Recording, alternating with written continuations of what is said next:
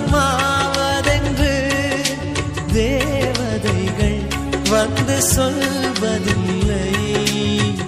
விதி என்ற காட்டிலே திசை மாறும் வாழ்க்கையே, போகிற போக்கில் பாதைகள் கண்டு வீடு. எண்ணம் போல வாழ்க்கையே எவருக்கும் வாய்ப்பதில்லை. வாழ்க்கை போல எண்ணம் கொள், வாழ்வது துயரமில்லை. ஓ ரோஜாவின் கண்ணீர் தானே அத்தராய் வாசம் கொள்ளும்.